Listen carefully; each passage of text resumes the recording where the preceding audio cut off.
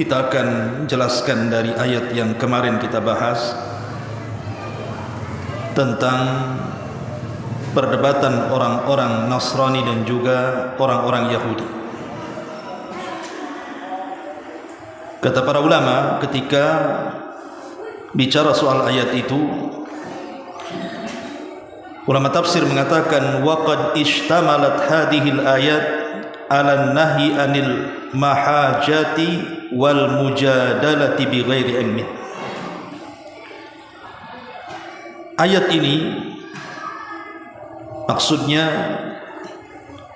ayat 65 dari surah Al-Imran. Di dalamnya terkandung larangan bahwa Islam sangat melarang seseorang melakukan perdebatan ataupun jidal tanpa ilmu. Ma'asyiral muslimin yang dimuliakan Allah Subhanahu wa taala, kenapa demikian? Karena melakukan perdebatan tanpa ilmu bisa mengeluarkan fatwa-fatwa yang menyimpang, dan ini sangat bahaya dalam agama. Makanya kenapa kemudian Islam mengatur adab-adab perdebatan. Lalu apa saja adab-adab perdebatan itu? Bukan berarti kemudian berdebat dilarang secara mutlak, tidak. Karena Al-Quran juga banyak menceritakan tentang perdebatan, di antaranya bagaimana Ibrahim berdebat dengan Namrud.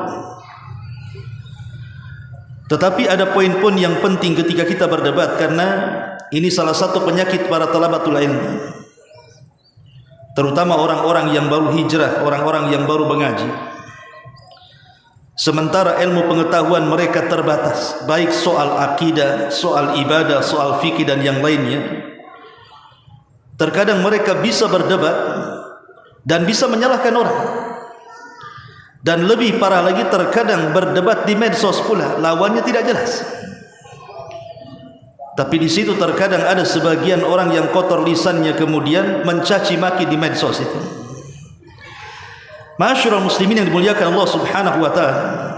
Yang pertama, ulama mengatakan di antara adab jidal itu adalah an-niyatus shadiqatu fi nusratil haqqi wa da'wah. Ketika kita berdebat itu harus ada niat yang jujur, bahwa dalam berdebat itu kita sedang menolong kebenaran dan kita sedang menyebarkan dakwah. Jangan sampai kemudian ketika berdebat kemudian timbul permusuhan di antara kita dan lawan debat kita. Akhirnya kemudian salah satu dari keduanya menolak kebenaran, dan ini bahaya. Ini yang pertama. Makanya lihat bagaimana adab Imam Syafi'i, Muhammad ibn Idris Asy-Syafi'i rahimahullahu taala. Dia sampai mengatakan ma jadaltu aliman illa ghalabtuhu. Aku tidak pernah berdebat dengan orang alim manapun kecuali aku bisa mengalahkannya. Wa ma jadaltu jahilan illa ghalabani. Tapi tidak pernah aku berdebat dengan orang jahil kecuali orang jahil itu bisa mengalahkan aku. Lihat bagaimana ucapan Imam Syafi'i. Kalau aku berdebat dengan orang alim, aku bisa mengalahkannya. Tapi kalau aku berdebat dengan orang jahil itulah yang mengalahkanku, katanya. Kenapa demikian? Karena biasanya yang ngotot itu orang jahil. Mereka tidak punya ilmu tapi ngotot, seolah-olah mereka di atas kebenaran. Itu tidak lain karena biasanya orang jahil ketika berdebat karena tidak ada niat yang jujur kalau dia sedang mempertahankan kebenaran ataupun sedang mendakwahkan hak. Yang ada hanya egonya saja, mempertahankan pendapatnya dan juga mempertahankan idenya saja. Ini yang pertama. Yang kedua, al-ilmu sahihul mustafadu min kitabillahi wa min sunnati rasulillahi sallallahu alaihi wasallam. Di antara adab berdebat, orang itu harus punya pengetahuan, dan pengetahuan itu dasarnya adalah Al-Quran dan sunnah Nabi sallallahu alaihi wasallam, tentunya ala fahmi salafinal ummah, sesuai dengan pemahaman para ulama salaf.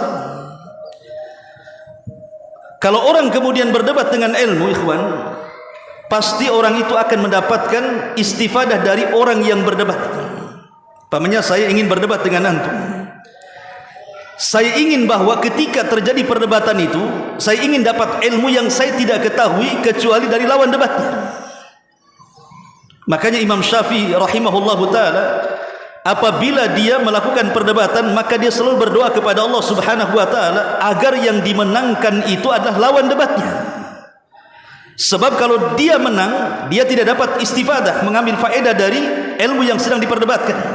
Tapi kalau dia kalah, maka dia punya pengetahuan.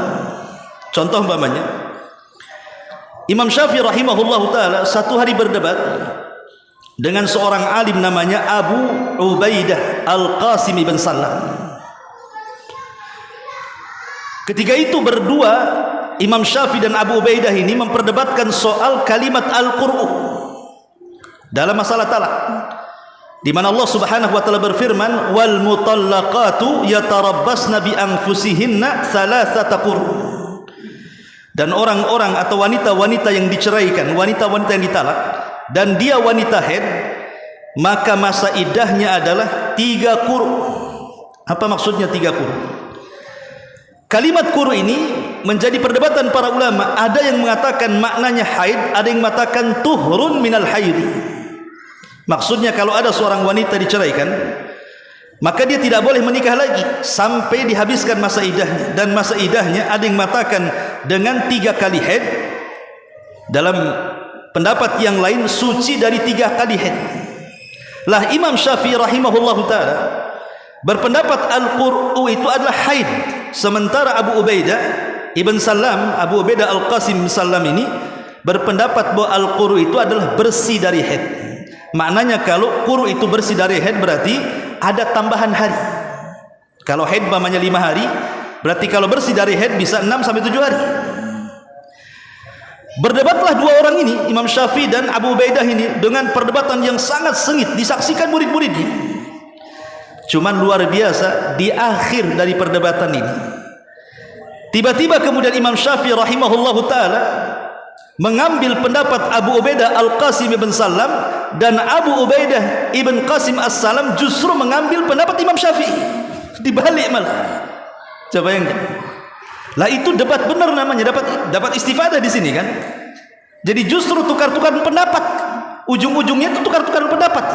Lah kalau berdebat seperti ini kan jelas di atas ilmu nih. Kita dapat faedah dari orang yang kita debat, dan dia pun dapat faedah dari kita yang berdebat. Itu tidak lain karena perdebatannya di atas ilmu. Lah kalau perdebatannya debat sambal, debat kusir, mana ada yang ada ngotot-ngototan ikhwan. Setumbuk-tumbukan tuh jadinya. Maka debat itu harus di atas ilmu. Kemudian yang ketiga kata para ulama, raddul ikhtilaf ila kitabillahi wa sunnati Rasulillah sallallahu alaihi wasallam. Setiap perselisihan ikhwan harus dikembalikan kepada Al-Qur'an dan Sunnah. Setiap perselisihan apapun harus dikembalikan kepada Al-Quran dan Sunnah. Maka dalam dunia perdebatan juga sama. Jadi hujah yang harus kita kemukakan harus dari Quran dan dari Sunnah Nabi SAW berdasarkan firman Allah Azza wa Jalla, fa in tanaza'tum fi syai'in, ya syai'in nakirah tufidu al-umum. Apabila kalian berselisih dalam sebuah perkara apa saja, mau perkara dunia mau perkara akhirat, farudduhu ilallah war rasul, kembalikan kepada Allah dan Rasulnya. Sebab kalau berdebat tidak dikembalikan kepada Allah dan Rasulnya, tidak akan ada ujungnya perdebatan itu. Tapi kalau sudah ada patokannya, tidak keluar dari Al-Quran dan Sunnah, pasti akan ada ujung penyelesaian kebenarannya. Ini yang ketiga. Yang keempat, taqdimun naqli wa nususihi alal aqli wa dununihi. Harus mendahulukan nas. Dalam berdebat itu harus mendahulukan nas, bukan akal. Akal terkadang dibutuhkan dalam dunia perdebatan, tapi akal yang tidak menyelisih Al-Quran dan Sunnah. Contoh umpamanya, sering saya ceritakan kepada antum perdebatan Imam Abu Hanifah dengan seorang pembesar ateis. Abu Hanifah rahimahullahu ta'ala ketika itu masih kecil, sementara orang ateis ini memang biasa berdebat dia. Satu hari kemudian Abu Hanifah ini meminta izin kepada gurunya agar dia yang mendebati lawan debatnya, dan akhirnya gurunya mengizinkannya. Alasannya kata Abu Hanifah, kalau dia mengalahkan saya, ya wajar, saya kan anak kecil katanya. Tapi kalau saya bisa memenangkan perdebatan itu, yang bangga bukan aku tapi engkau adalah guruku katanya. Lihat, sama muridku saja sudah kalah, apalagi sama aku, kan begitu bahasanya. Lah ketika itu Abu Hanifah kemudian berangkat dan disaksikan oleh wali gubernur di daerah itu. Berangkat Abu Hanifah. Masalahnya Abu Hanifah telah jadwal, harusnya pagi, datang pula sore karena harus melewati sungai.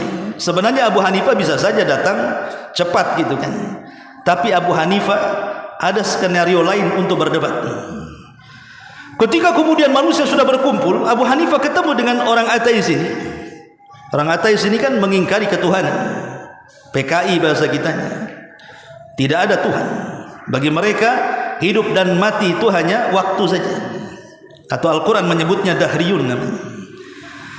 Akhirnya ketika kemudian Abu Hanifah diprotes dan mengatakan, ya Abu Hanifah, engkau akan menjadi imam kaum muslimin. Dalam masalah amanah waktu saja kau tidak tepat, harusnya kau datang pagi, kenapa pula kau datang sore? Abu Hanifah mengatakan, demi Allah, aku bisa saja datang sesuai dengan jadwal. Masalahnya ketika perjalananku dari rumah kemari, sebelum aku menyeberang sungai dengan perahu itu, aku melihat peristiwa yang menjadikan aku terpukau dengan peristiwa itu. Inilah yang menjadikan aku telah datang katanya. Maka seorang ateis mengatakan, kadzabta, dusta engkau ini. Kalau begitu ceritakan apa peristiwanya.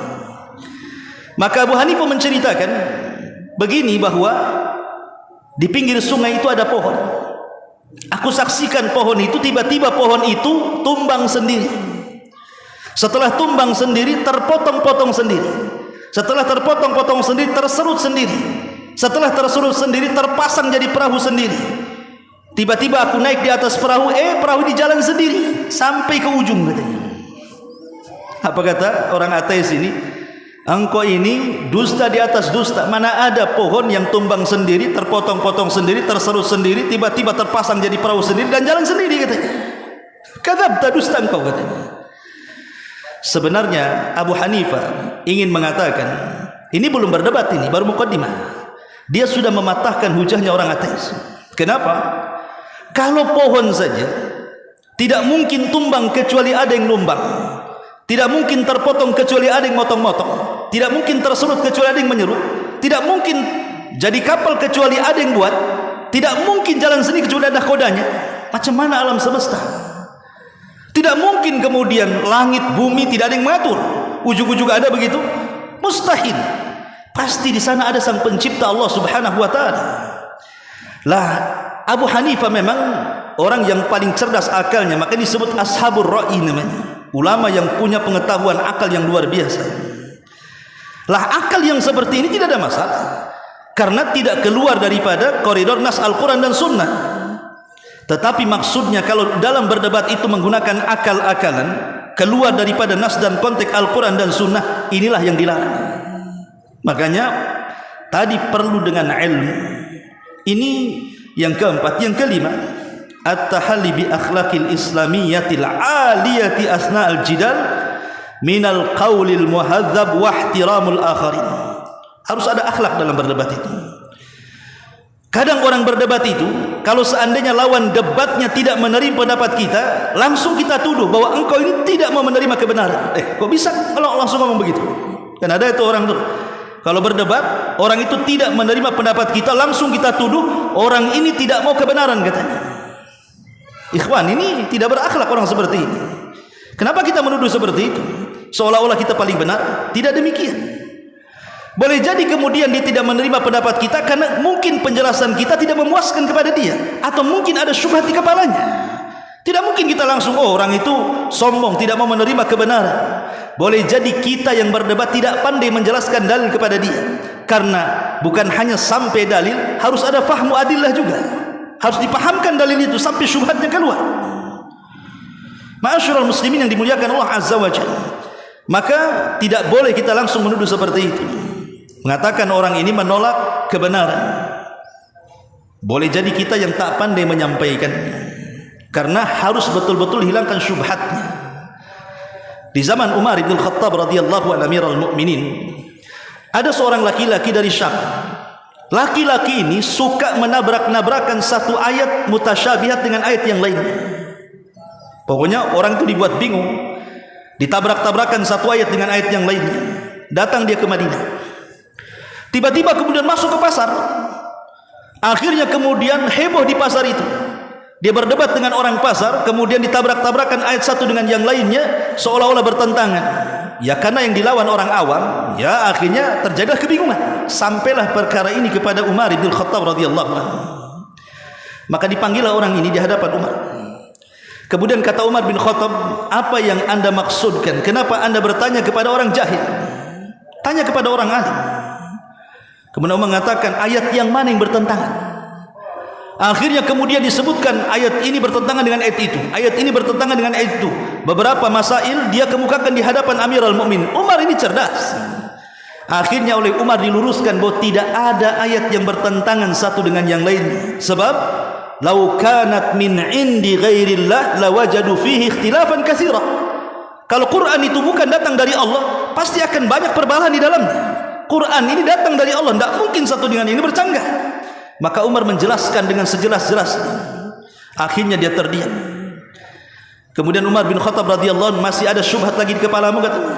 Kemudian Umar mengatakan, datangkan tongkat katanya. Kalau masih ada syubhat di kepalamu, kupukul kepalamu katanya. Biar keluar syubhatnya. Dia mengatakan sudah enggak ada syubhat lagi kepala itu. Lah, contoh seperti ini, berdebat itu mengeluarkan syubhat dari orang. Nah, makanya penting juga seseorang itu harus punya ilmu dan punya at-tahalli bi akhlaqil islamiyatil 'aliyah. Betul-betul punya akhlak yang benar saat berdebat itu. Kemudian juga yang keenam, antakuna ghayatuhu idharul haq. Memang ujung dari perdebatan itu adalah mencari kebenaran. Kalau antum berdebat tidak dapat faedah, ngapain berdebat? Tinggalkan saja. Karena tidak semua orang itu harus diperdebatkan begitu. Kalau tidak ada faedahnya ngapain? Karena akan mewariskan kebencian, permusuhan, hasad, macam-macam penyakit hati muncul nantinya. Kurang tidur, mikirin, ngapain kemudian kalau tidak ada faedahnya? Makanya kenapa kemudian Islam itu sangat melarang dalam berdebat itu? Karena banyak hal. Satu, bisa menghilangkan berkah. Di zaman Nabi SAW pernah mendapatkan wahyu dari Jibril tentang tanggal Lailatul Qadar. Ya Rasul itu sudah tahu Lailatul Qadar itu tanggal sekian. Itu diberitahu oleh Jibril dari Allah Subhanahu wa taala. Saking senangnya Rasul, keluar dia. Di tengah jalan Rasul disibukkan dengan dua orang yang berdebat. Entah apa perdebatan, sampai kemudian keduanya mengangkat suara di atas suara Nabi-Nya. Maka Nabi SAW berusaha melerai dua orang ini. Sampai akhirnya kemudian selesai. Dan keduanya saling minta maaf. Dari sini Rasul lupa bahwa dia akan memberitahu tanggal Lailatul Qadar. Balik lagi dia. Sejak itulah Nabi SAW dilupakan tanggal Lailatul Qadar. Makanya Nabi SAW mengatakan, carilah Lailatul Qadar itu di 10 malam terakhir Ramadan. Coba bagaimana kalau seandainya tidak ada orang berdebat, tentu kita sudah tahu tanggalnya. Tapi gara-gara ada orang berdebat, hilang berkahnya. Akhirnya tidak tahu malam Lailatul Qadar itu malam apa. Sampai Aisyah radhiyallahu anha ditanya soal Lailatul Qadar, dia mengatakan Lailatul Qadar itu sama dengan Ismul A'zam fi Asmaul Husna. Lailatul Qadar itu sama dengan Ismul A'zam, nama Allah yang agung yang kalau kita berdoa pasti mustajab. Kata Aisyah radhiyallahu anha, kita tidak tahu Ismul A'zam, nama Allah yang agung kalau kita berdoa pasti mustajab, kalau kita meminta pasti diberi. Kita tidak tahu yang mana satu dari 99 nama itu. Bisa saja Allah, bisa saja Al-Hayyu, bisa saja Al-Qayyum, bisa saja Ar-Rabb. Kita tidak tahu yang satu mana. Yang jelas bahwa kita dituntut mencarinya. Lah sebagaimana Allah sembunyikan Ismul A'zam dalam Asmaul Husna, begitu juga tanggal Lailatul Qadar dalam malam Lailatul Qadar. Ini yang pertama. Bayangkan gara-gara perdebatan hilang berkah Lailatul Qadar. Satu. Yang kedua, bahaya berdebat ini ikhwatu fillah muliakan Allah Subhanahu wa taala. Bisa mewarisi penyakit hati. Betapa banyak orang-orang yang kalah berdebat, sakit hati dia. Ada seorang ahli bahasa, saya lupa namanya, itu mati gara-gara ju'lan. Bahasa Arab ju'lan itu gara-gara gondok dalam hatinya. Dia berdebat soal bahasa, akhirnya kalah. Akhirnya kemudian kepikiran sakit, mati dia. Ya bayangkan, bisa melahirkan penyakit hati. Makanya lebih baik belajar daripada berdebat. Buat apa? Belajar. Ya. Bahkan kalau kita melihat bagaimana adabnya Imam Syafi'i dengan Yunus ibn As-Sulafi, ya. Jadi Imam Syafi'i rahimahullahu taala satu hari dia berdebat dengan muridnya namanya Yunus ibn Abdil A'la. Naam, Yunus ibn Abdil A'la As-Sulafi rahimahullahu taala. Ini namanya guru dengan murid nih. Imam Syafi'i gurunya, Yunus ibn Abdil A'la As-Sulafi ini muridnya. Entah masalah apa berdebat ini. Akhirnya kemudian Yunus ini sampai emosi, Yunus ibn Abdil A'la ini sampai emosi, mengangkat suara di hadapan Imam Syafi'i, dan selepas berdebat itu dia tidak mau datang lagi ke majelisnya. Lihat, gara-gara berdebat nggak mau lagi datang di majelisnya. Rupanya tradisi seperti ini banyak di ikhwan-ikhwan. Kalau tidak suka dengan ustaznya tidak mau hadir dia. Ustaz apa itu? Bayangkan ya. Akhirnya diharamkan ilmu kan. Besoknya Imam Syafi'i rahimahullahu taala datang kepada muridnya. Ada kata-kata yang bagus yang ingin saya sampaikan dari perkataan Imam Syafi'i. Apa kata beliau? Beliau mengatakan la tuhawil intisar fi kullil ikhtilafat. Kata Imam Syafi'i rahimahullahu taala, kamu jangan terus berusaha supaya setiap perselisihan harus menang. Tidak semua perselisihan harus menang, ikhwan. Tidak semua perdebatan itu harus kita yang menang. Terkadang kita kalah, terkadang orang lain menang, kan begitu. Jangan kemudian egonya ditinggikan.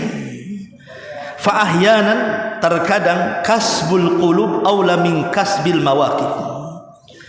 Terkadang memberikan ketenangan kepada hati orang yang kita ajak berdebat itu lebih utama dibandingkan kita mempertahankan pendapat supaya orang itu mendapatkan pendapat kita. Artinya apa? Tidak semua kita paksakan ide kita itu dikonsumsi orang. Kemudian kata Imam Syafi'i rahimahullahu taala, la tahdamil jusur allati banaitaha wa abbartaha farubbama tahtajuha lil audati yawman ma. Jangan engkau putuskan jembatan yang sudah kau bangun dan kau jalani di atasnya. Nanti pada satu hari kau juga butuh dengan jembatan itu. Terkadang ada murid-murid dia gondok dengan ustadznya, sampai akhirnya tak mau lagi duduk di majelis taklim. Dia tidak tahu satu hari dia akan balik lagi ke situ tuh. Nanti akan suatu hari ini akan balik lagi dan duduk di situ lagi. Akan butuh juga dia. Nah, itulah kata Imam Syafi'i kepada muridnya itu. Makanya boleh membenci, tapi jangan kemudian berlebihan. Sebagaimana tidak boleh cinta sampai ekstrim dan fanatik. Boleh jadi cinta jadi benci atau benci jadi cinta. Hati ini yang membolak-balikan Allah. Kemudian dia mengatakan akrihil khata lakin la takrah al mukhti. Kau boleh tidak suka dengan kesalahan, tapi jangan kau tidak suka dengan orang yang berbuat salah. Kenapa demikian? Kita lihat bahwa kata beliau, fa inna matana hiya an naqdi 'alal mardi la 'alal mardi. Tujuan kita kan kalau kita mengobati orang adalah kita menghilangkan penyakit orang yang ada pada orang itu. Mamanya ada orang sakit, punya penyakit. Kita berusaha menghilangkan penyakitnya, bukan kita hilangkan orangnya.